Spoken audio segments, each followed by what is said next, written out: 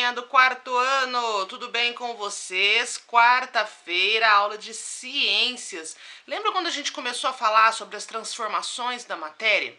Pois é, hoje a gente vai abrir um lequezinho sobre esse assunto e vamos classificar essas transformações de duas maneiras: reversíveis ou irreversíveis. Vamos lá? Acompanha comigo. Você já percebeu que os materiais podem passar por diversos tipos de transformação? Vou contar uma historinha para vocês. Presta atenção. A mãe de Paulinha estava preparando o almoço. Ela queria preparar algo diferente no cardápio. Ao quebrar os ovos para preparar a nova receita, achou interessante todas as características desse alimento. A gema e a clara eram bem molinhas e viscosas. Depois de um tempo na panela, percebeu que ele já não tinha as mesmas características de antes. O que ocasionou essa mudança? Perguntou Paulinha. Mas o pior ainda estava por vir. Ao ler novamente a receita, percebeu que o ovo deveria estar cru, não cozido. E agora, o que fazer? Será que o ovo, depois de cozido, pode voltar a ser cru? Será que é uma transformação reversível? Vamos ajudar a desvendar essas questões. E aí, galera, o que é que vocês acham? Depois que a gente cozinha um ovo, dá para ele voltar a ficar com as características que ele tinha quando ele ainda estava cru? Eu acho que não dá.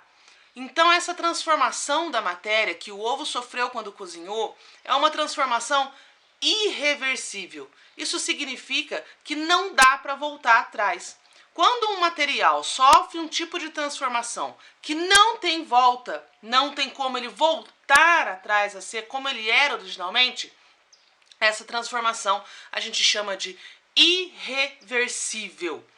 Ao contrário disso, quando um material sofre uma transformação, mas que dá para ele voltar normal, como ele estava no início, então essa transformação é reversível.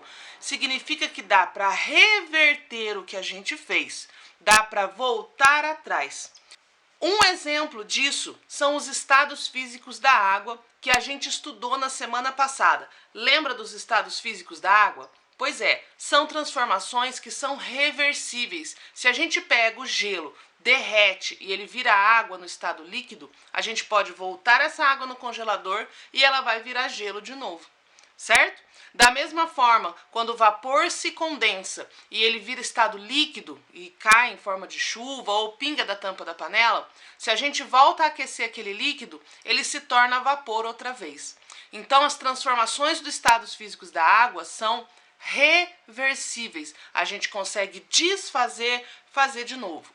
Algumas transformações são irreversíveis. Não dá para desfazer o que a gente fez, ok? Olha, mais um exemplo. Presta atenção. Vocês já derreteram chocolate para fazer ovo de Páscoa, para fazer bombom, ou só para comer derretido, igual a tia Jana gosta de fazer? Pois é, quando a gente derrete o chocolate, a gente está fazendo uma transformação física, né? Uma transformação do estado daquela matéria. Ele estava sólido e ficou mais líquido. É uma transformação reversível. Se a gente volta esse chocolate na geladeira, por exemplo, ele vai endurecer de novo. E aí ele volta no estado físico que ele estava antes. Então, essa transformação dá para reverter, dá para voltar atrás. Reversível. Por outro lado, se a gente pega o milho de pipoca, bota na panela, estourou, virou pipoca, tem como pegar a pipoca e fazer ela voltar a ser milho? Não tem. Então, transformação irreversível. Não dá para voltar atrás. Deu para entender? Então vamos ver se vocês compreenderam bem direitinho. Acompanha comigo, olha só. Presta atenção.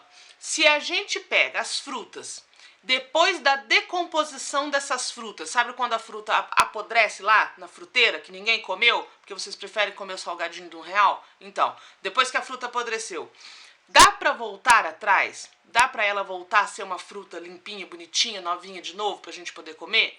E aí, essa transformação é reversível ou irreversível? Irreversível, não tem como voltar, certo? O próximo aí, olha só. Quando uma geleira derrete e ela vira, o gelo vira estado líquido, e aí, Dá para voltar atrás? Dá. Transformação reversível. Tem como a gente pegar aquela água líquida e congelá-la de novo, certo? Próximo aí, ó. Queima do papel. Depois que o papel queimou, dá para ele voltar a ser papel de novo?